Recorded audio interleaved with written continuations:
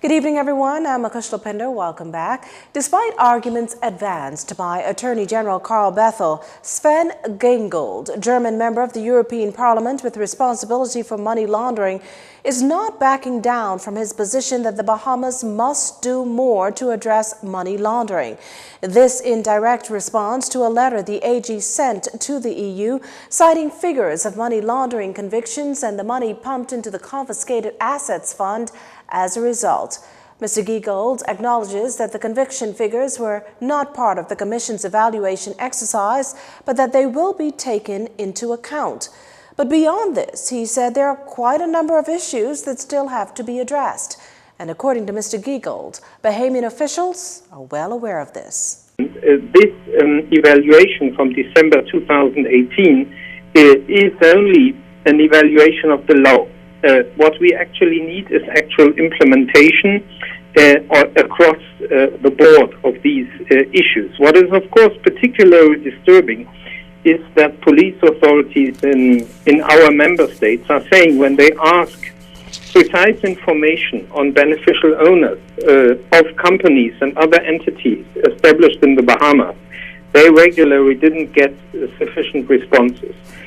So what we need to see is that the real implementation of the changes which have been made and which I acknowledge are up to the global standard. And this despite the AG's argument that the OECD and FATF have praised the Bahamas for the progress made fighting money laundering. To that, Mr. Giegold said the Bahamas must make a choice. Does it want to be a normal financial center cleaning up across the board, or only adapting to certain outside pressures? As for criticisms that the EU continues to shift the goalpost, Mr. Giegold said this is not the objective. I can only say clearly that, of course, the world of global financial markets has changed dramatically. When we spoke about tax evasion and money laundering 30 years ago, it was done differently than today. So, for instance, it is very clear that the whole issue of cryptocurrencies will become a centerpiece of new standards. You are fully right. For instance, this issue is so far not seriously addressed, but it's a global threat to security and has to be addressed not only in your country, globally. So the standards will develop and they will sharpen. Mr. Giegold acknowledges, so that the EU Commission's evaluation is not perfect.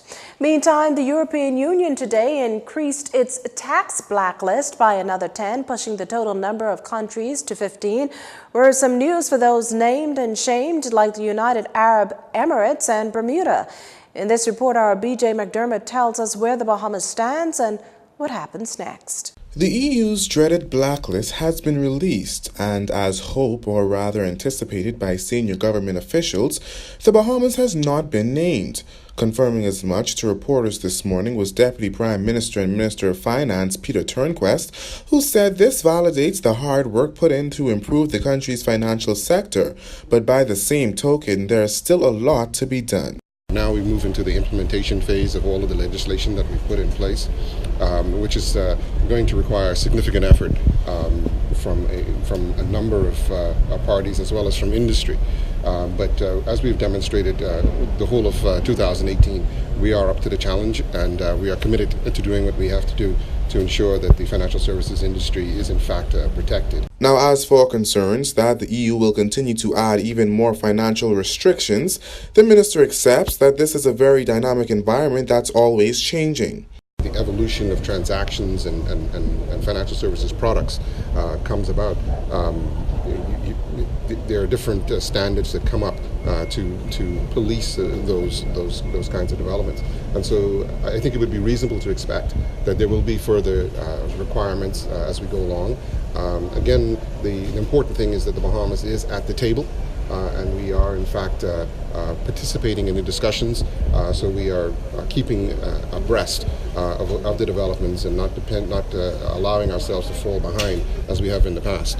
The government plans to bring additional legislation to comply with EU standards. Reporting for JCN News, I'm Berthany McDermott. While having worked assiduously with the government to address the EU's concerns, the Bahamas Financial Services Board is equally pleased the Bahamas has not been included on the list of non-cooperative tax jurisdictions. Through a public-private sector working group, the industry has provided input to policymakers with respect to the business implications of the various measures. This has led to several pieces of legislation being passed, namely the compendium of bills passed in December. Now, the BFSB, as well as the Association of International Banks and Trusts, pledged their support to the government, taking the necessary steps to avoid adverse impact to the Bahamas as an international financial center and to pursue initiatives that position the jurisdiction for sustainable growth and development. While weighing in on the issue, Christian Council President Bishop Delton Fernandez says Bahamians ought to recognize the European Union's bullying the Bahamas, considering the many financial services laws that have had to be enforced. These are subtle, strong-arm techniques to put the Bahamas in a certain category, and if we don't comply with some of the moves of the world, we will soon find ourselves, quote-unquote, in these non-grata categories. You're watching JCN News. Stay with us. This segment of the news was brought to you by Alive.